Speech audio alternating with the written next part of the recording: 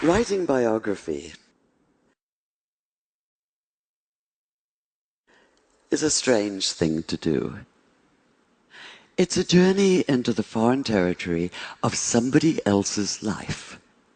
A journey, an exploration that can take you places you'd never dreamed of going and still can't quite believe you've been, especially if, like me, you're an agnostic Jew and the life you've been exploring is that of Muhammad.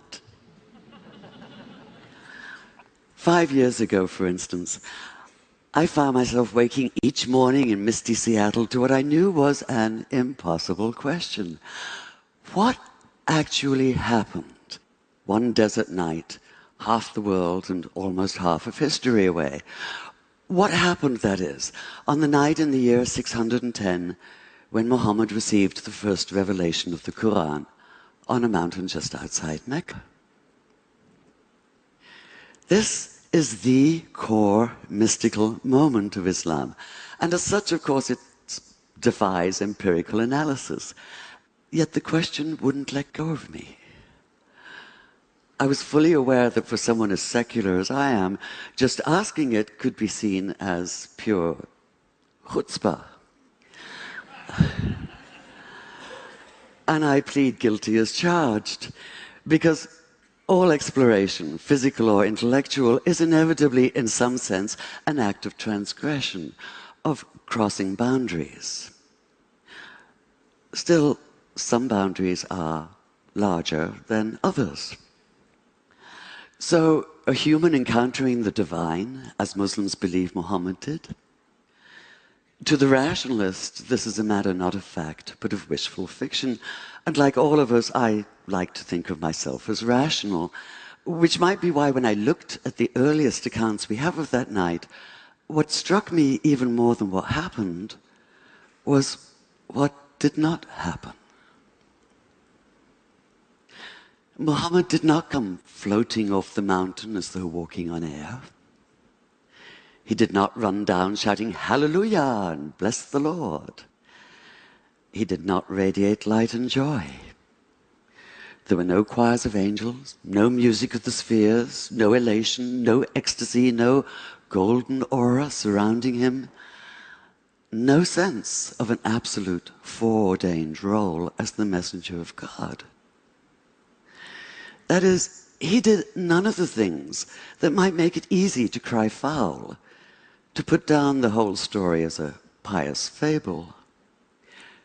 Quite the contrary. In his own reported words, he was convinced at first that what had happened couldn't have been real. At best, he thought it had to have been a hallucination, a trick of the eye or the ear perhaps, or his own mind working against him. At worst, possession, and he'd been seized by an evil jinn, a spirit out to deceive him, even to crush the life out of him. In fact, he was so sure that he could only be Majnun, possessed by a jinn, that when he found himself still alive, his first impulse was to finish the job himself, to leap off the highest cliff and escape the terror of what he'd experienced by putting an end to all experience. So the man who fled down the mountain that night trembled not with joy, but with a stark, primordial fear. He was overwhelmed not with conviction, but by doubt. And that panicked disorientation, that sundering of everything familiar, that daunting awareness of something beyond human comprehension, can only be called a terrible awe. This might be somewhat difficult to grasp now that we use the word awesome to describe a new app or a viral video. With the exception, perhaps, of a massive earthquake, we're protected from real awe. We close the doors and hunker down, convinced that we're in control, or at least hoping for control. We do our best to ignore the fact that we don't always have it, and that not everything can be explained.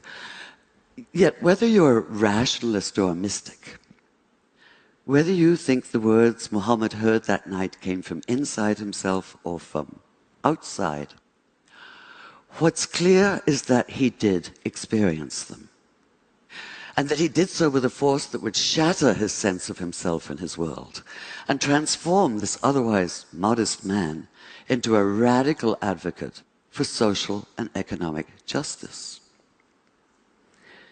Fear was the only sane response, the only human response. Too human for some, like conservative Muslim theologians who maintain that the account of his wanting to kill himself shouldn't even be mentioned, despite the fact that it's in the earliest Islamic biographies. They insist that he never doubted for even a single moment, let alone despair. Demanding perfection, they refuse to tolerate human imperfection. Yet what exactly is imperfect about doubt? As I read those early accounts, I realized it was precisely Muhammad's doubt that brought him alive for me, that allowed me to begin to see him in full, to accord him the integrity of reality. And the more I thought about it, the more it made sense that he doubted, because doubt is essential to faith. If this seems a startling idea at first, consider that doubt, as Graham Greene once put it, is the heart of the matter. Abolish all doubt, and what's left is not faith, but absolute, heartless conviction. You're certain that you possess the truth, inevitably offered with an implied uppercase T, and this certainty quickly devolves into dogmatism and righteousness, by which I mean a demonstrative overweening pride in being so very right. In short, the arrogance of fundamentalism. It has to be one of the multiple ironies of history that a favorite expletive of Muslim fundamentalists is the same one once used by the Christian fundamentalists known as crusaders. Infidel, from the Latin for faithless. Doubly ironic in this case because their absolutism is in fact the opposite of faith. In effect, they are the infidels. Like fundamentalists of all religious stripes, they have no questions, only answers. They found the perfect antidote to thought and the ideal refuge from the hard demands of real faith. They don't have to struggle for it like Jacob resting through the night with the angel, or like Jesus in his 40 days and nights in the wilderness, or like Muhammad, not only that night on the mountain, but throughout his years as a prophet, with the Quran constantly urging him not to despair, and condemning those who most loudly proclaim that they know everything there is to know, and that they and they alone are right. And yet we, the vast and still far too silent majority, have ceded the public arena to this extremist minority.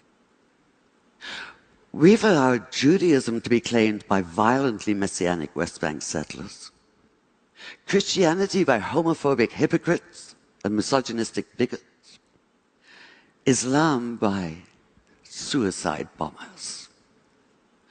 And we've allowed ourselves to be blinded to the fact that no matter whether they claim to be Christians, Jews, or Muslims, militant extremists are none of the above.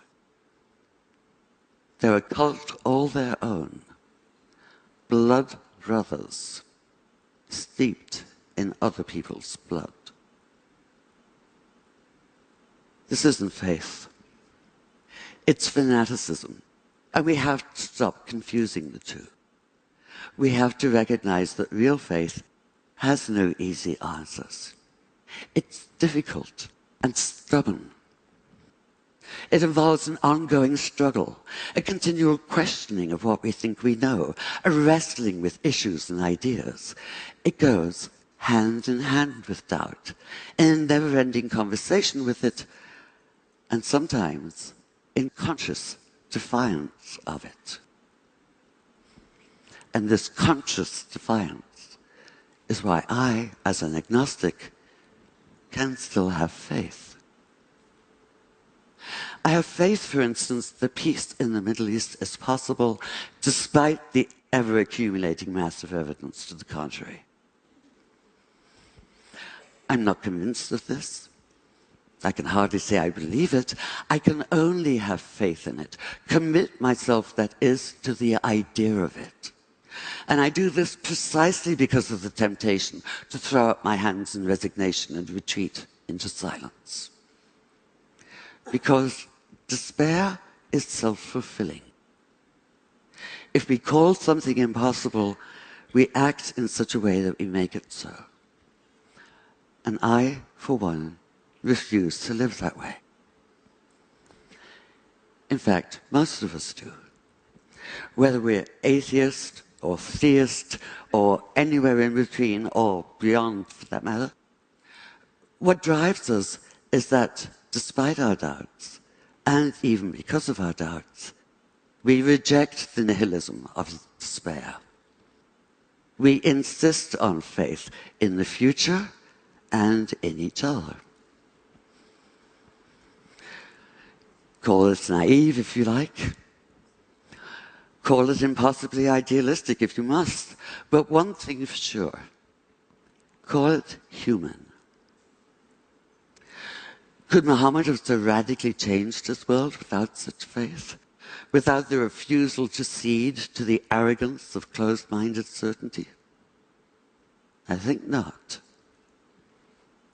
After keeping company with him as a writer for the past 5 years, I can't see that he'd be anything but utterly outraged at the militant fundamentalists who claim to speak and act in his name in the Middle East and elsewhere today.